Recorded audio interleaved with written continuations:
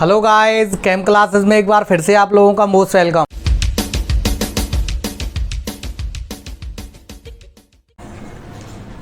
Dear friends, electrochemistry के second portion में आज हम स्टडी करने वाले हैं Faraday's law of electrolysis. Last lecture में हमने फिनोमेना ऑफ इलेक्ट्रोलाइसिस के बारे में स्टडी किया था। Electrolytic product of molten sodium chloride, aqua sodium chloride किए थे। प्रैक्टिस प्रॉब्लम के लिए मैंने आपको कॉपर सल्फेट के इलेक्ट्रोलाइटिक प्रोडक्ट, ठीक है, केस फर्स्ट में यूजिंग कॉपर इलेक्ट्रोड और केस सेकंड में यूजिंग प्लेटिनम इलेक्ट्रोड। नहीं है, कॉपर सल्फेट का जब इलेक्ट्रोलाइसिस कराते हैं तो जब कॉपर के इलेक्ट्रोड होते हैं तो हमें क्या प्रोडक्ट ऑब्टेन होते हैं, और प्लेटिनम के इलेक्ट्रोड होते हैं तो हमें क्या प्रोडक्ट ऑब्टेन होता है। क्लियर है नहीं है? ये वो प्रैक्टिस प्रॉब्लम के लिए हमने आपको दिया था। चलिए, इलेक्ट्रोलाइसिस के फिनोमेना पर ही हमारा दोस्तों आज का टॉपिक रहेगा, Faraday's law of electrolysis. Start करते हैं फ्रेंड्स।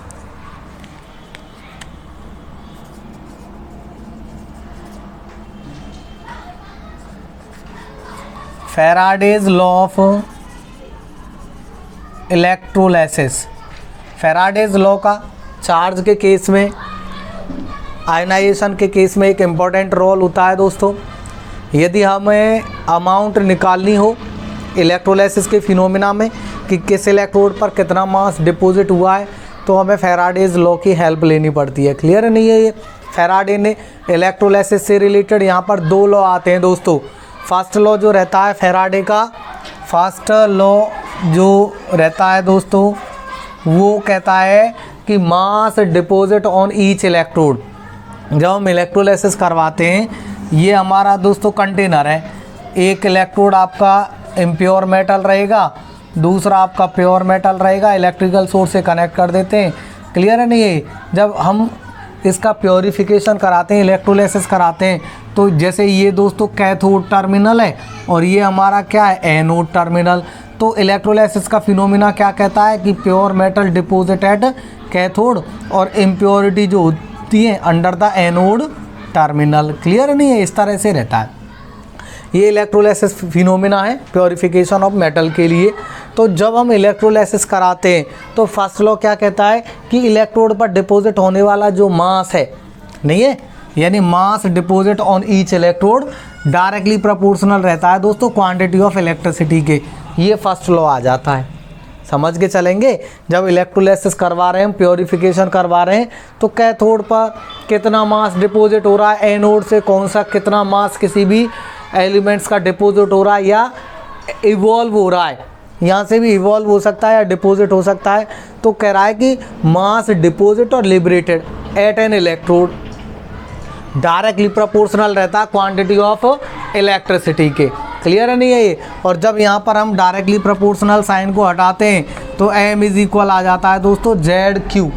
ओके, और यहाँ से फ्रेंड्स ये Z जो रहता है ये कांस्टेंट होता है एंड इसको बोलते हैं इलेक्ट्रोकेमिकल इक्विवेलेंट कांस्टेंट।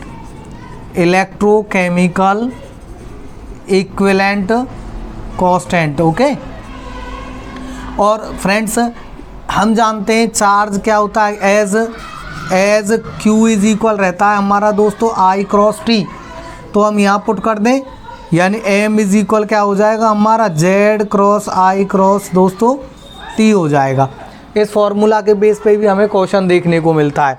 इसके अलावा जब हमें इलेक्ट्रोकेमिकल इक्विवेलेंट को डिफाइन करना होता है तो इसके लिए क्या करते हैं हम दोस्तों, लेट कह रहे हैं हम कि 1 ampere current, I is equal 1 ampere current है दोस्तों, और टाइम इज इक्वल कह रहा है कि 1 सेकंड में। जब 1 एम्पियर करंट 1 सेकंड में पास होगा तो मास डिपॉजिट जो रहेगा इलेक्ट्रोड के ऊपर या लिबरेटेड रहेगा वो इक्वल किसके रहेगा दोस्तों, इलेक्ट्रोकेमिकल इक्विवेलेंट कांस्टेंट के। समझ में आया कुछ? दोबारा से रिपीट कर रहा हूँ, फैराडे का फर्स्ट लॉ क्या कहता है कि mass deposit on each electrode directly proportional to the quantity of electricity, या दूसरे वर्ड में ऐसे भी कह सकते हैं मास ऑफ सब्सटेंस डिपॉजिट और liberated at an electrode directly proportional to the quantity of electricity. और यहाँ पर डायरेक्टली प्रोपोर्शनल के लिए कांस्टेंट ऑफ प्रोपोर्शनलिटी आ गया इलेक्ट्रोकेमिकल इक्विवेलेंट कांस्टेंट।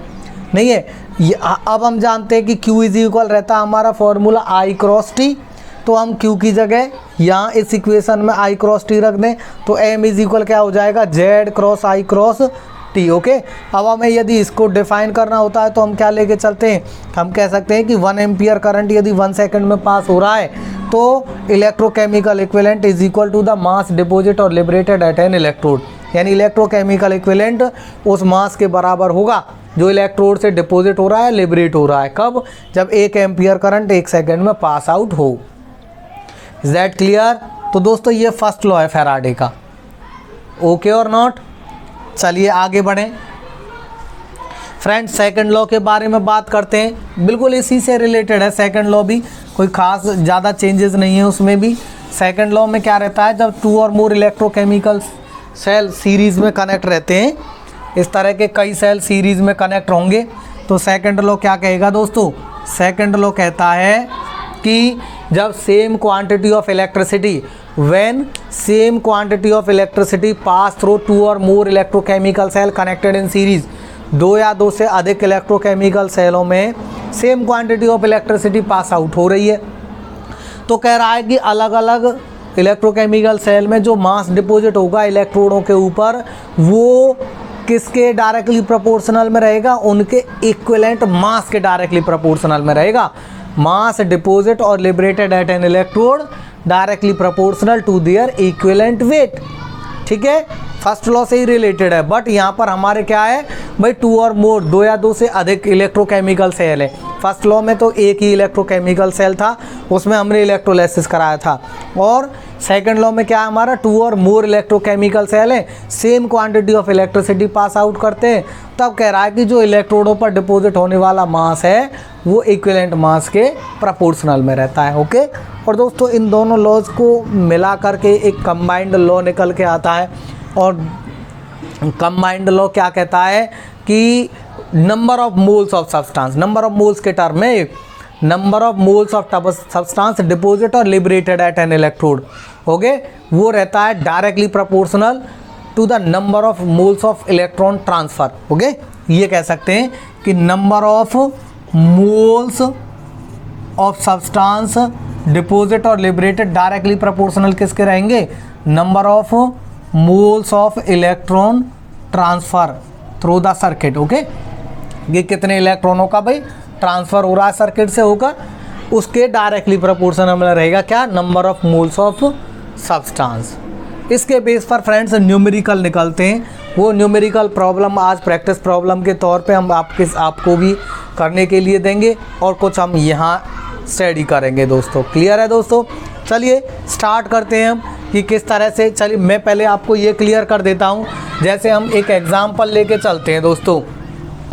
यहाँ पर हम सोडियम क्लोराइड का इलेक्ट्रोलाइसिस करवाते हैं, NaCl मोल्टन फॉर्म में हमारा सोडियम क्लोराइड है, इसका इलेक्ट्रोलाइसिस जब हम करवाएंगे फ्रेंड्स, तो इसका इलेक्ट्रोलाइसिस हमें देता है Na पॉजिटिव Cl नेगेटिव, यानी सिंपली आप समझिए कि 1 मोल सोडियम क्लोराइड, यहाँ पर कितना है 1 मोल सोडियम क्लोराइड हमें 1 मोल सोडियम आयन देगा, और 1 मोल क्या देगा दोस्तों, क्लोरीन आयन देगा।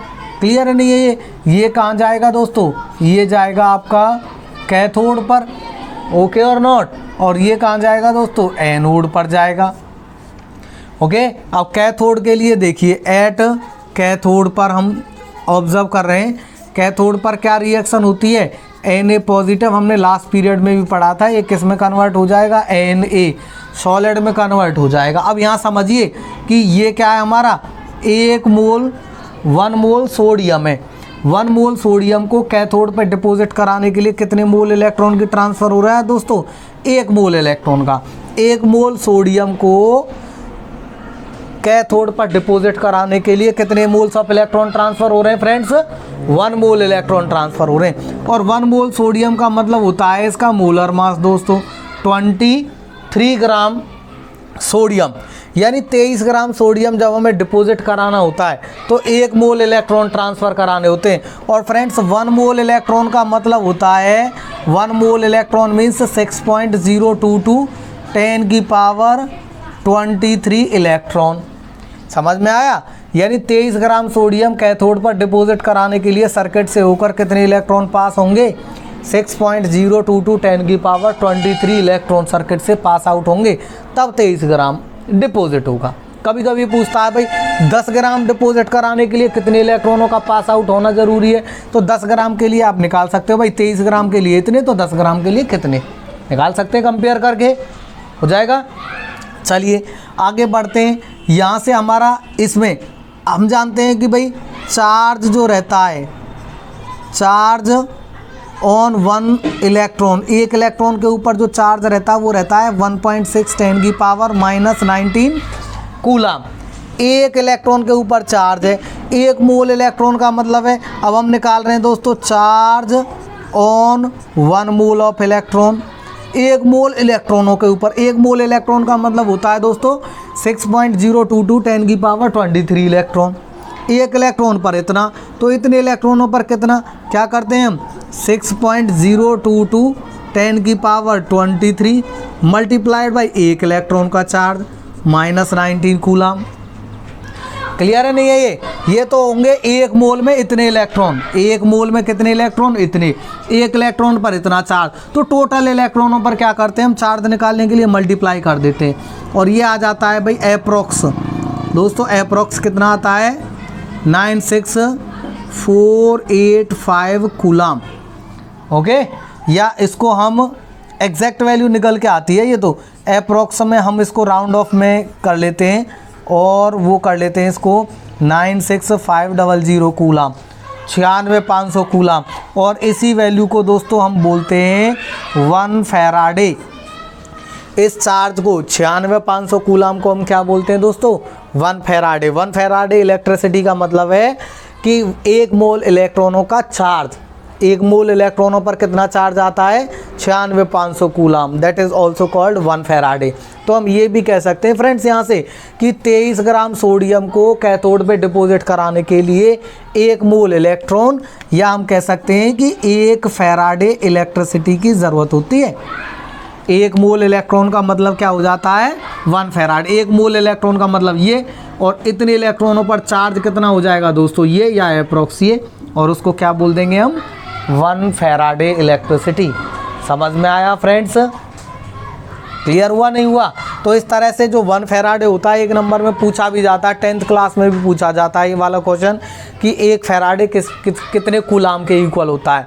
तो 1 फैराडे और अप्रॉक्स हम लेके चलते हैं 96500 कूलाम, एग्जैक्ट वैल्यू ये रहता है दोस्तों। समझ आया? तो इस तरह से इसी के बेस पर यहाँ से कुछ न्यूमेरिकल्स देखने को मिलते हैं। हम न्यूमेरिकल्स एग्जाम्पल की फॉर्म में स्टार्ट करेंगे।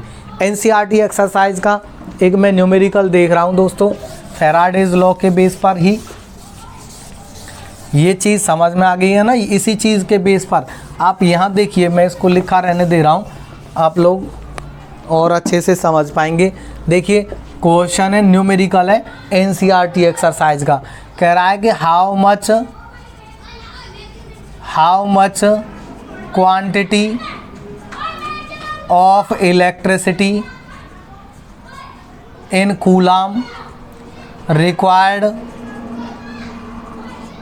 ठीक है, हम how much quantity of electricity in coulomb में इलेक्ट्रिसिटी के लिए कह रहा है रिक्वायर्ड फॉर नंबर फर्स्ट, ये कह रहा है कि 20 ग्राम कैल्शियम फ्रॉम कैल्शियम क्लोराइड से। और दूसरा क्वेश्चन है एनसीईआरटी एक्सरसाइज में, इसका second part 27 gram aluminium from aluminium chloride से। क्लियर है नहीं है ये कि 20 ग्राम हमें कैल्शियम ऑब्टेन करना है कैल्शियम क्लोराइड से, और 27 ग्राम हमें एल्युमिनियम ऑब्टेन करना है एल्युमिनियम क्लोराइड से। ये एनसीईआरटी एक्सरसाइज का आपका क्वेश्चन है इलेक्ट्रोकेमिस्ट्री में। ओके, तो हम इसको सॉल्व करेंगे। समझिए, कैल्शियम क्लोराइड के लिए ऐसे ही देखेंगे जैसे हमने सोडियम क्लोराइड का आयनाइजेशन किया था ना, तो सिंपली वही प्रोसीजर हमें यहाँ अप्लाई करना है। कैल्शियम क्लोराइड CaCl2, फ्रेंड्स जब इसका आयनाइजेशन होगा क्या देगा ये, Ca2 positive plus 2Cl negative. बात कर रहा है वो केवल कैल्शियम की, हमें क्लोरीन से अब मतलब नहीं है। कैल्शियम के लिए देखना है तो कैल्शियम कैटायन कैथोड पर जाएगा दोस्तों। कैथोड पर क्या रिएक्शन होगा, Ca2 पॉजिटिव, ये 2 इलेक्ट्रॉन लेकर के और Ca सॉलिड में कन्वर्ट हो जाता है। भाई न्यूट्रलाइजेशन होता है ना, कैथोड पर हो या एनोड पर हो, स्पीसीज न्यूट्रल पार्टिकल में कन्वर्ट होते हैं। यहाँ पर Ca2 पॉजिटिव आयन है, कैथोड पर पहुँचेगा, ये कहाँ जाएगा, ये कैटायन कैथोड की तरफ, कैथोड पर जाके ये न्यूट्रल पार्टिकल में कन्वर्ट होगा। न्यूट्रल पार्टिकल में कन्वर्ट कब होगा, ये जब 2 इलेक्ट्रॉन एक्सेप्ट कर लेगा। तो Ca2 पॉजिटिव ने 2 इलेक्ट्रॉन एक्सेप्ट कर लिए, किस में कन्वर्ट हो गया दोस्तों, ये Ca में कन्वर्ट हो गया। यानी अब यहाँ से क्या क्लियर हो रहा है दोस्तों कि 1 मोल कैल्शियम को कैथोड पे डिपॉजिट कराने के लिए कितने मोल इलेक्ट्रॉनों की ज़रूरत हो रही है, 2 मोल। जैसे यहाँ किया था ना हमने, 1 मोल सोडियम के लिए हमें 1 मोल इलेक्ट्रॉनों की ज़रूरत होती है, तो 1 मोल कैल्शियम के लिए 2 मोल इलेक्ट्रॉनों की ज़रूरत हो रही है। और 1 मोल कैल्शियम का मतलब होता है दोस्तों 40 ग्राम कैल्शियम, यानी 40 ग्राम कैल्शियम के लिए दोस्तों कितने मोल इलेक्ट्रॉनों की ज़रूरत हो रही है, 2 मोल इलेक्ट्रॉनों की।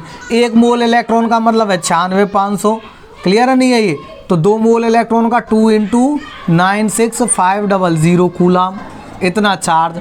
तो सिंपली हम क्या कह सकते हैं दोस्तों, समझ के चलेंगे यहीं से कि 40 ग्राम के लिए कितना 2 × 96500 कूलाम चार्ज चाहिए रहा है। और 20 ग्राम के लिए पूछ रहा है, तो 20 ग्राम के लिए कितना हो जाएगा वो दोस्तों, 20 ग्राम के लिए 96500 कूलाम हो जाएगा। समझ आया दोस्तों। तो इस तरह से हम कैल्शियम का डिपॉजिट निकाल सकते हैं। सेम प्रोसीजर हमारा इम्प्लीमेंट होता है दोस्तों सेकंड पोर्शन के लिए एल्युमिनियम क्लोराइड के केस में। यहाँ भी इसी तरह से एल्युमिनियम ऑब्टेन करना है एल्युमिनियम क्लोराइड से, AlCl3 आयनाइजेशन होता है ना इसका, Al3 पॉजिटिव और 3Cl नेगेटिव में कन्वर्ट हो जाएगा। ये आयनाइजेशन के बाद Al3 पॉजिटिव कैटायन है, किधर जाएंगे, कैथोड की तरफ। तो कैथोड पर क्या चेंजेस प्रोसीड होंगे, देखिए भाई Al3 पॉजिटिव है, 3 इलेक्ट्रॉन एक्सेप्ट करेगा, किस में कन्वर्ट हो जाएगा, Al सॉलिड में। यहाँ से क्या निकालेंगे हम कि 1 मोल एल्युमिनियम को कैथोड पे डिपॉजिट कराने के लिए कितने मोल इलेक्ट्रॉनों की ज़रूरत हो रही है दोस्तों, 3 मोल्स ऑफ इलेक्ट्रॉन ट्रांसफ़र हो रहे हैं।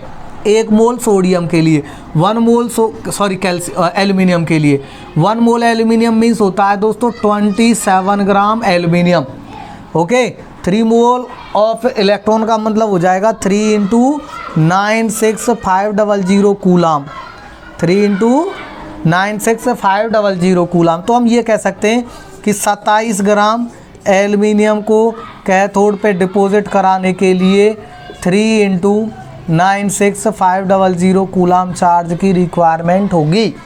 समझ में आया। 27 ग्राम के लिए पूछ रहा है, 10 ग्राम के लिए पूछता तो 27 के लिए इतना, 10 ग्राम के लिए कितना निकाल सकते हैं। तो इस तरह का एक न्यूमेरिकल निकलता है फ्रेंड्स। ओके, कि मास कितना मास डिपॉजिट कराने के लिए इलेक्ट्रोड पर भाई कितने चार्ज की रिक्वायरमेंट होगी। कभी कभी फैराडे में पूछ लेता है how much quantity of electricity in Faraday. Okay, तो फैराडे में तो सीधा सीधा है, आपको मल्टीप्लाई की ज़रूरत नहीं होती है, डायरेक्ट निकाल लेते हैं। फैराडे में पूछता है यही क्वेश्चन, यदि फैराडे में इलेक्ट्रिसिटी पूछता तो क्या रहता, Ca2 पॉजिटिव 2 इलेक्ट्रॉन लेकर के Ca में कन्वर्ट हो रहा है, यानी 1 मोल कैल्शियम के लिए 2 मोल ऑफ इलेक्ट्रॉन। 1 मोल इलेक्ट्रॉन का मतलब होता है 1 फैराडे। तो 2 मोल इलेक्ट्रॉन का मतलब क्या हो जाएगा दोस्तों, 2 मोल इलेक्ट्रॉन का मतलब हो जाएगा 2 फैराडे इलेक्ट्रिसिटी। यानी 40 ग्राम के लिए 2 फैराडे है, तो 20 ग्राम के लिए कितना हो जाएगा, 1 फैराडे इलेक्ट्रिसिटी। सेम प्रोसीजर यहाँ रहेगा दोस्तों, नहीं है। 1 मोल एल्यूमिनियम यानी 27 ग्राम के लिए कितने moles of electron, 3 moles of electron. 3 moles of electron का मतलब होता है दोस्तों 3 फैराडे इलेक्ट्रिसिटी। क्लियर है नहीं है ये, तो यही आंसर रहता है कि 27 ग्राम एल्यूमिनियम को यदि हमें कैथोड पे डिपॉजिट कराना है तो 3 फैराडे इलेक्ट्रिसिटी पास आउट होगी। और कूलाम में पूछता है तो 3 × 96500 कूलाम चार्ज प्रोसीड करेगा। ओके, तो ये हमारा न्यूमेरिकल निकलता है। इसके अलावा इसी पोर्शन से फ्रेंड्स एक दूसरे टाइप का न्यूमेरिकल निकलता है जिसमें हम स्पीसीज़ के लिए उनका ऑक्सीडेशन और रिडक्शन देखते हैं।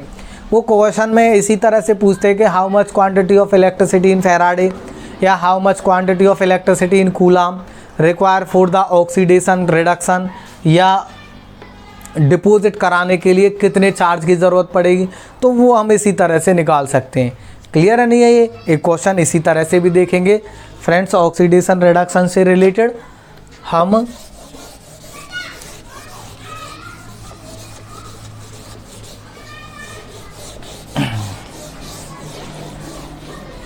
चलिए फ्रेंड्स तो देखते हैं।